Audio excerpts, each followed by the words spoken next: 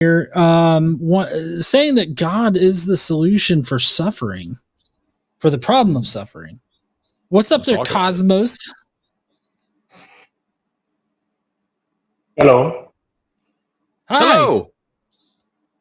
Oh, am I audible? Can you hear me? We got you.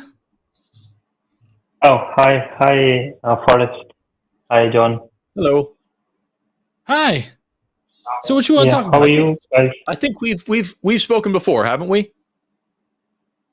No, I'm coming here for the first time, like with you for the first time.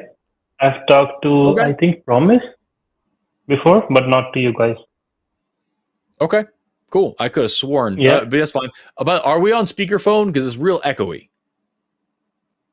Oh, really? Let me put my another microphone. Is it better now? Yes, that's way better. Oh, okay. Thank you.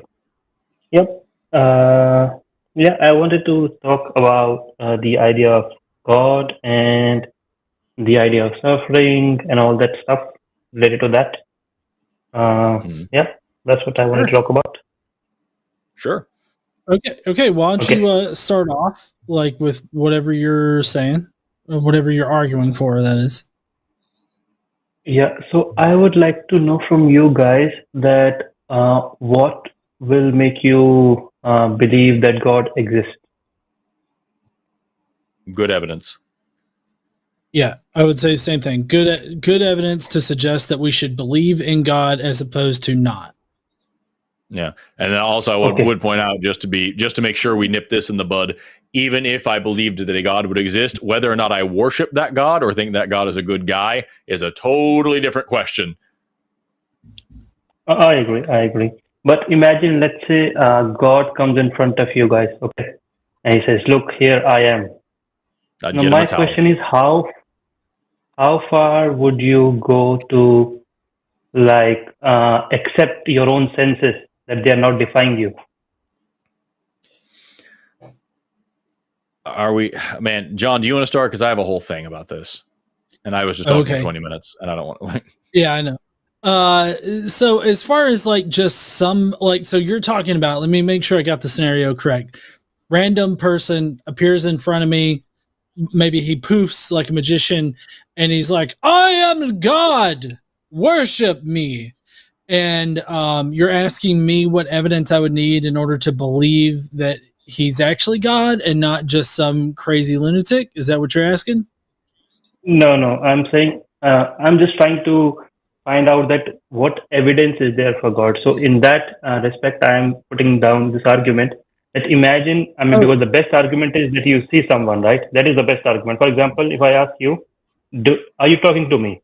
Do you need any evidence for that? No, right? Because we are experiencing it. So the best evidence is that if we can see something, right? So I'm saying that even if that evidence comes, even if God comes, let's say, in front of us, the best evidence, still we cannot, agree that it is a proof, because maybe we are hallucinating. Who knows? That is the issue, is that I could be hallucinating. I could be on drugs. This person could be an alien and has some super advanced technology that But the thing is, if we're talking about God, if we're talking about the God that most people believe in when they say the word God, that dude knows exactly what to do to convince me and to wipe away all of those doubts, and hasn't done so in now 32 years of my life. So I don't know what to tell you. But exactly, this is what I'm pointing out to, that this notion that there should be an evidence for God, like objective evidence for God, is itself flawed. I mean, for example, not if God is all powerful and all knowing. If God is all powerful and all knowing, then God knows exactly what to do to convince me with objective evidence that I require, and he has the power to do it. So if God knows my mind inside and out, God knows exactly how to convince me and get around all of my arguments until the point where I have no excuse. And then I can go about saying that, yes, he is real, and I can continue saying he's an asshole. So wait, hold on, Cosmos. Hold on, Cosmos. Did you literally just say that it's contradictory to require good evidence for your beliefs? Like, I feel like that's what you just said. No, I didn't want to mean that. What I'm saying is that there cannot be an objective evidence for God. So, Forrest, to your question, that if God is all-powerful, all-knowing, then he should convince me. But then all-powerful and all-knowing are itself point of limitation. God cannot be all-powerful. He is all-powerful in a particular sense. He's not all-powerful that he can do anything, right? Because then there will be contradictions. For example, you will say that God is all-powerful. Can he create a stone which he cannot lift? Paradox, right? Mhm. That means this definition is itself flawed. God is all-powerful in a particular sense. He's not all-powerful that he can do anything. Similarly, I God is thought this was all-knowing supposed in to a be about particular sense. suffering. Yeah, here's the thing, man. Okay. Like the problem with this, the problem with every single Christian or theist or whatever that says you don't understand, God is actually this way, and you are mischaracterizing God by asking for these other things. There is another believer who believes whatever that mischaracterization is. I promise you, you don't have to search hard for him. I have done dozens, maybe even 100 calls on this show of people who tell me that God is absolutely all powerful and without limit. And like logic means nothing because God is so incredibly powerful. And there's so like at the end of the day, you can believe whatever you want and you can try to apply logic to this situation and say, no, actually, God is just this kind of. But how do you know that? How do you know that about this God? How do you know this God exists in the first place? Because if you're going to sit here and put all these logical qualifications and factors in it, you first need to prove that this thing is real. I can sit here and tell you all day long about what the Easter Bunny would have to be like from a logical, biological perspective. But I have to prove the Easter Bunny's real first before you have to care. So, like, why do I care about this? It's just another theist saying another thing about their personal belief. Why do I need to believe this is even real? Yeah, very good question. And in fact, I was coming to that. So let's slowly get into that. So I'm not here to give just another belief that my God is superior than any other God. So believe in my God. I don't want to do that thing. So why I am putting down these clarifications is because generally we think that some people think God is all powerful, all knowing. So God cannot exist. Someone said that God is in this particular form, but that itself is a contradiction. So it cannot exist. What I am doing right now is that. Yeah. I'm so sorry. I just wanted to specify that those types of arguments only work against a triomni God. So like if part of your definition of God is that he is all knowing, but yet it's illogical for him to be all knowing, then like that's only an argument against a triomni God. Are you arguing today for a triomni God? I don't know what is that God actually. Triomni. Well, triomni. Typically, triomni. It's the omnibenevolent, omniscient, and omnipotent. That's all good, all powerful, and all knowing. But John, listen. Apply some decent logic to this question. If God is all loving, then why would there be suffering? You see, God cannot be all loving. I agree. It's simple logic, right? Right. If God is all powerful, then why can't he just end the evil? So God cannot be all powerful. So we need to clarify the basics first. I'm sorry. What are you calling in for? I'm taking you towards the right idea of God. I mean, the real God, which is in their own religions. These periphery terms, all powerful, all loving, they only make sense in a particular scenario, but they are not the true definitions of God in each religion. I'm not talking about one particular religion. Can we start before Cosmos? Like what I said earlier, and you said you were getting here is that like I don't want to sit here and hash out what God is like and not before I know whether or not a God exists. So can you tell me why do you believe this God exists in the first place? And then we can figure out if we agree what kind of God it is.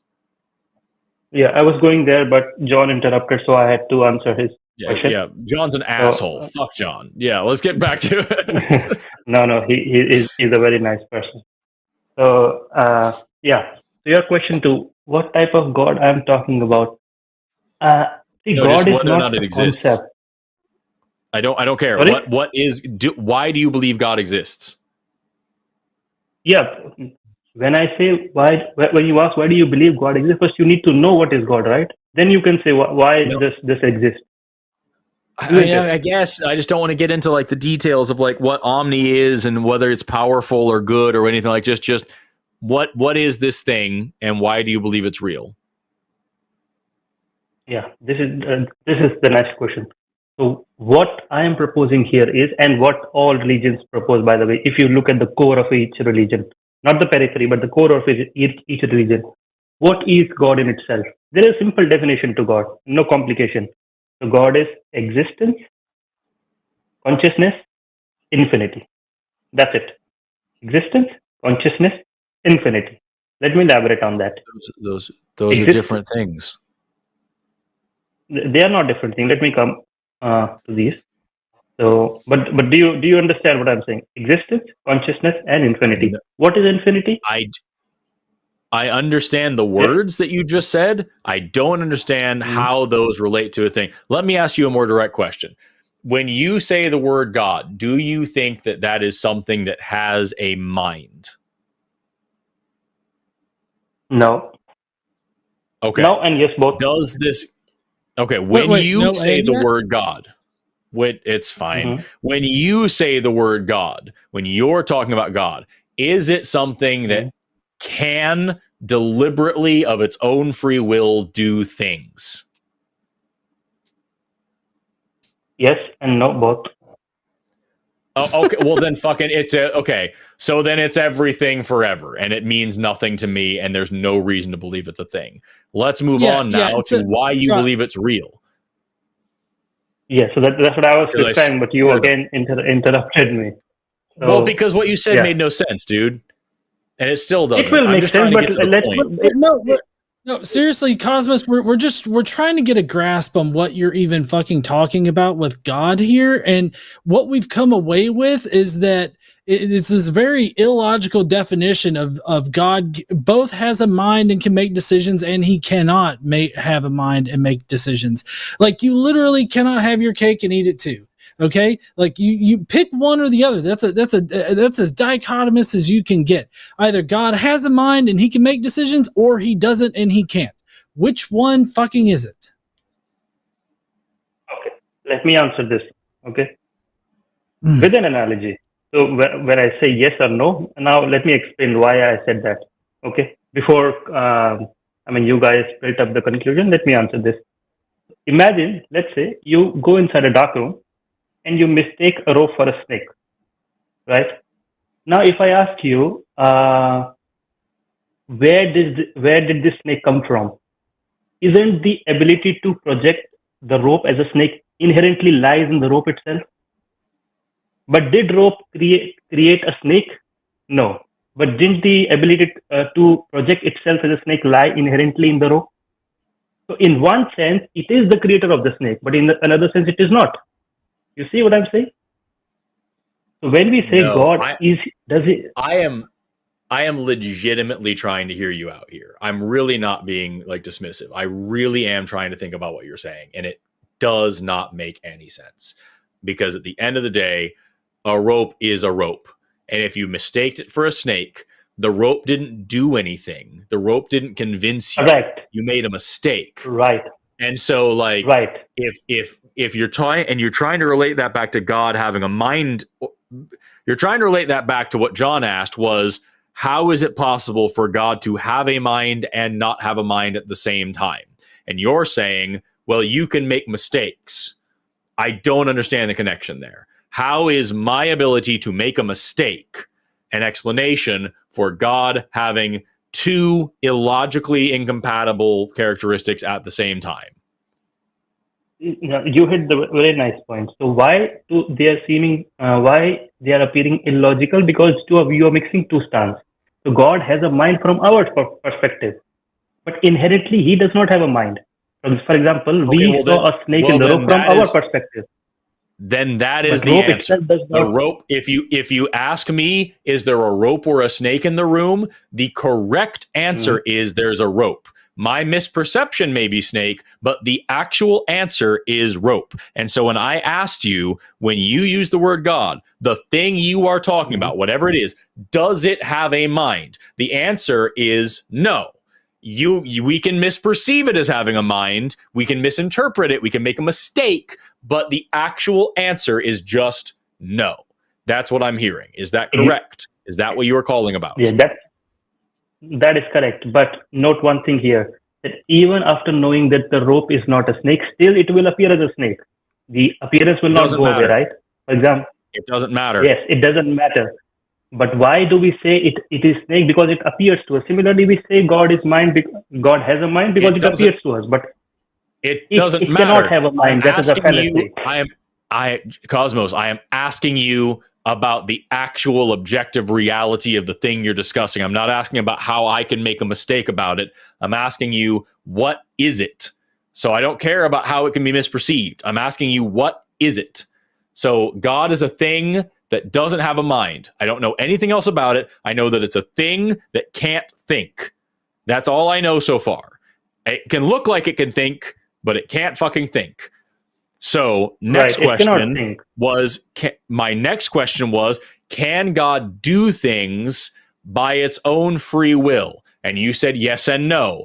Is the actual answer no, but we can make the mistake that it can? Or is there a different reason to say yes and no?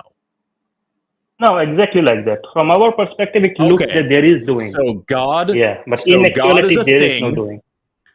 God is a thing that cannot think and cannot act.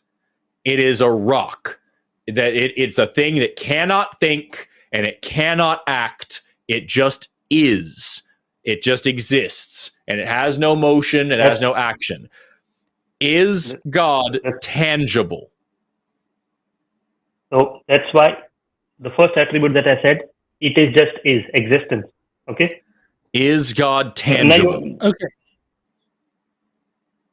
Okay. Now, what do you mean? In what sense it is tangible? This whiteboard is tangible. I can touch it and feel it and manipulate it. Is God tangible? No, it is not tangible. No. Okay. So God cannot think, cannot act, give me a second, and cannot be interacted with. Is God visible? No. Is God audible? No. Can God be perceived by any of our five senses? No. Does God interact with time? No. Okay. Final question, Cosmos. What is the difference between a thing that has no physical properties, which can be interacted with in any way, doesn't exist as a part of time, cannot think, cannot act, is completely just meaningless to this universe, and something that doesn't exist? How do you tell the difference between those two things? The difference is that God, it does not have all these things, but yet it is knowable. But the thing which you're talking about, the thing that does not exist, that is not knowable, right? How do you tell the difference? How do you tell the difference, is what I asked, between something that is intangible, imperceivable, can't be seen, heard, smelled, touched, tasted, anything, cannot think, cannot act, cannot interact with our universe in any way, and something that doesn't exist? How do you tell the difference between those two things? That's what I said, knowability, right? You can know it. That is the difference. I haven't asked you if you can know it.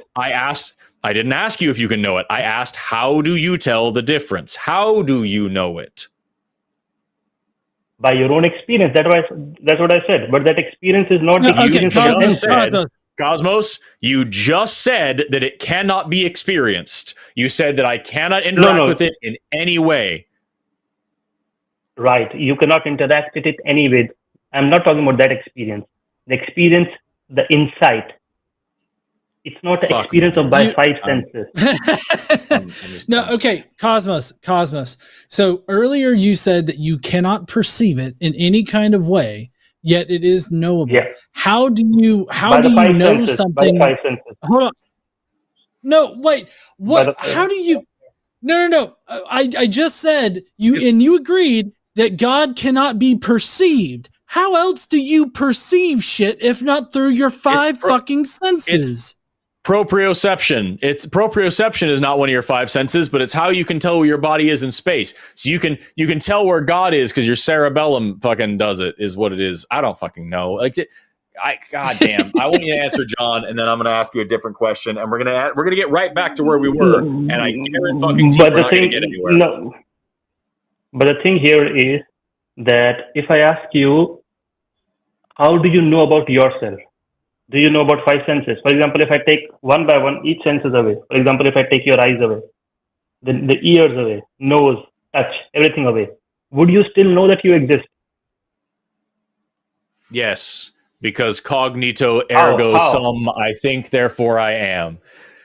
Now tell me how you can think your way into understanding that something that you cannot see, touch, taste, smell, something else that is outside of you exists, if it cannot be interacted with in any way, and it isn't existing in time, and it cannot perform any actions. Right. Just stop here. We are going like really nice on the right path. So first of all, this was a rebuttal to John's argument that without five senses we cannot know that. But just now you yourself gave the rebuttal. I think, therefore I am, right? Because I think, therefore I can know that I exist. But go one step beyond. Don't you know the thinking itself? Think about it. Don't you know the thought itself? Okay, so God is responsible for thought processes. So our consciousness. God is responsible for consciousness. You said that was John, one of the three things it is. John, wait a minute.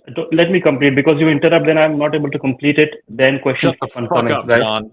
You bastard. How dare you do this? Okay, so Cosmos, are you just here to talk at us? No, Cosmos, are you just here to talk at us, or are you interested in the conversation? Because Forrest and I are genuinely trying to figure out. Forrest and I are genuinely trying to figure out what in the fuck you're talking about, but you're not making sense at every single turn. So anytime we ask a clarifying question, it's because we respect your time, and we're trying to figure out what you're talking about. So, like, if you just want to talk at somebody, do your own fucking stream. No, John, I didn't mean to say that, but I mean, let me just complete one sentence at least, then you can give your thoughts, right? I'm saying one word and you are saying, so how can we interact?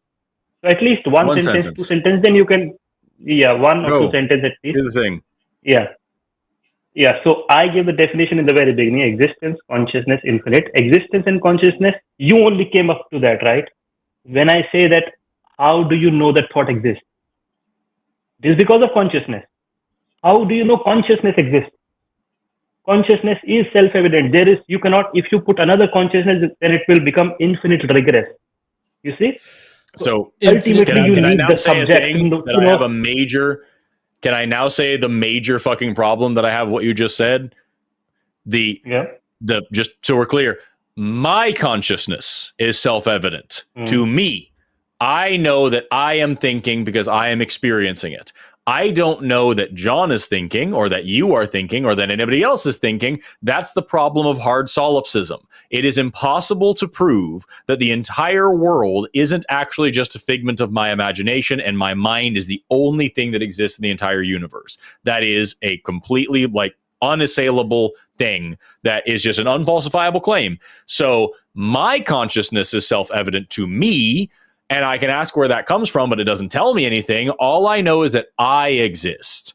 Now you're saying, well, what about other people? I don't know that. I have to then rely on my senses to gain the information that you exist, that John exists, and that you are thinking and acting and talking and things like that. I cannot gain that information about your God, nor does your God exhibit the qualities that would allow me to. So I don't know what you are saying when you say that you can just perceive it the same way you perceive yourself. I perceive myself, and that's it. Everybody else, I rely on external information. And God provides no external information, nor can I perceive it. So it's not the same. And to say they're the same is lazy.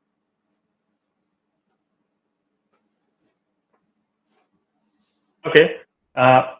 You are the right student, actually. And you are asking the right questions. And this question that you ask, it has a very simple rebuttal.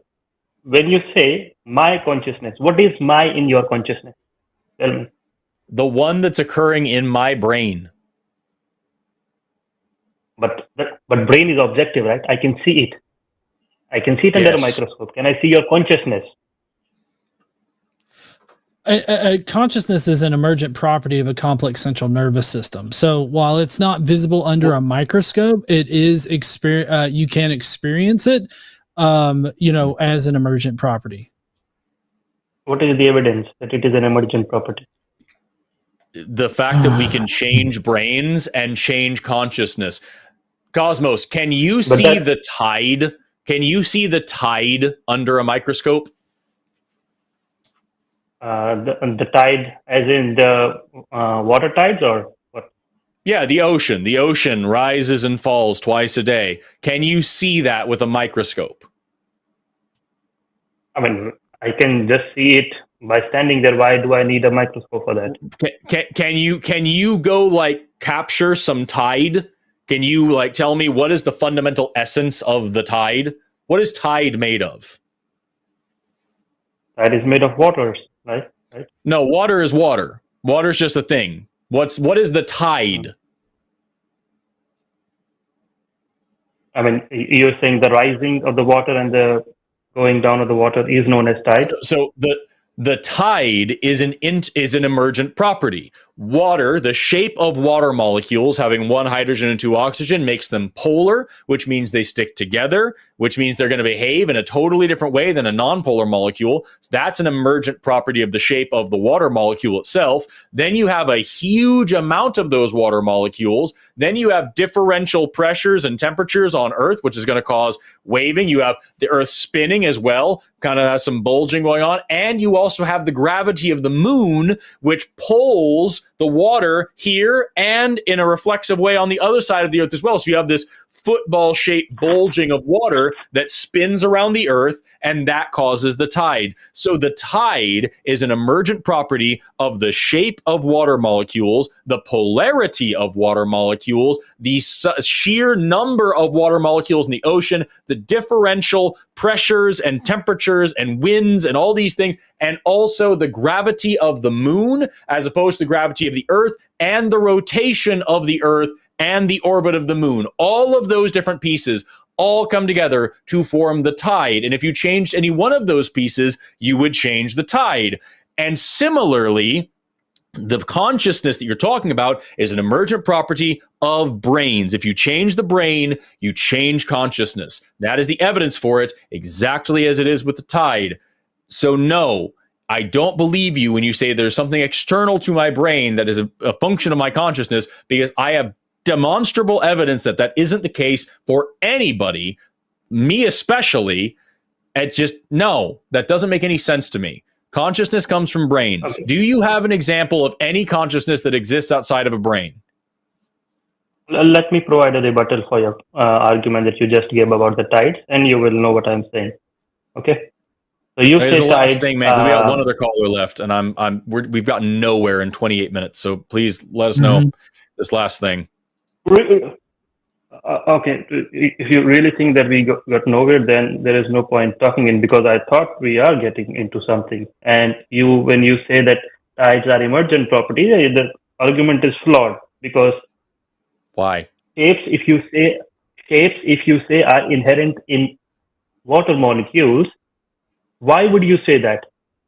There is no evidence for example, if you wear some kind of glasses, let's say, right, special glasses, and then you don't see. What did you say? What did you say was if you say that, what did I say about water molecules? Yeah, I'm saying that if you propose that shapes, color, all these things are outside, like in the water molecules, then there is no evidence for such. There is no evidence for that as such. Why? I said the shape of water molecules is a part of the thing. The shape of the molecule itself plays into its polarity. Right. So you are saying that the water molecule has a particular shape, right? Yes. That's a flawed argument, because if you say it has a particular shape, what? How? Like the shapes of molecules are very important. But actually, listen to me before laughing, at least. I mean, why are you so? I mean, what is the difference? Okay, do you have evidence that a water molecule is anything other than a bent shape? This is mainstream science. What are you talking about, guys? Listen what I'm saying. How is it? So how is it flawed to say that water molecules have a particular shape that plays into their polarity? That's what I'm saying. Listen to me first. The shapes, colors, all these things are dependent on the instrument through which you observe. Right? No, it is not. You say no, it is not. No, shape. So a square. Like I've got a ball here that's a sphere.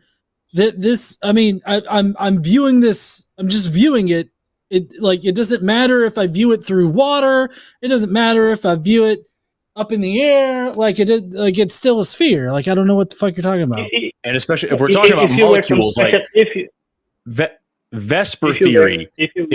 Vesper theory explains molecular geometry quite fucking well. So no, it is not the instrument that I'm looking through. It is literally just like math and understanding how electron pair repulsion works. If you let's say if there is some football in front of you, it is looking like a sphere. You can wear some particular glasses which will make it look maybe a little bit bulged, right? Maybe something like square, something like that. Does that mean the football changed its shape? Oh my fucking God. We're right back where we were with the rope and the snake. We're right back where we were with the rope and the snake. It doesn't matter if you make a mistake. It matters what the objective reality is. Yes, I can put on some weird goggles and make water look wrong, but Vesper theory is still a thing, and it still explains molecular geometry, and not to mention the fact that literally, not only does the math play out, the physics plays out, and you can demonstrate that water is polar. So, you can make a mistake is not a good argument for saying that things actually have lots of different properties that are contradictory to each other. It didn't work with God. It doesn't work now. Cosmos, we have gotten nowhere in 30 minutes, and we still have another caller on the line. John, unless you have something else, I'm good to move on. No, we're not getting anywhere with this call. In a second, let me just we can cut the call. Let me just reply to John's question about the goggles, and you can also Google it. I'll leave it up to John if he wants to. Yeah, Cosmos, you want to say one sentence or one thing, but then you go on for 5 minutes. So I think that this needs to be paused until the next time you can call in. Okay? Yeah. Okay, but just one thing, I would suggest to look up two eminent ideas in science. One is scientific realism and one is anti-scientific realism. Just read about them, I would say. You will know what I'm talking that about. Will completely fundamentally change the nature of chemistry and gravity, and it'll be great. Thank you, Cosmos. I'm we're getting any further. This is by the way mainstream science. This is not some. Bye bye. Yeah. Bye, Cosmos. Sorry, I thought No. Did I drop him? I did. I just hung up because it was just. At the end, you have to look up this concept, and it's okay, does that change the basics of chemistry, the basics of physics, the basics of any? No, what are we doing?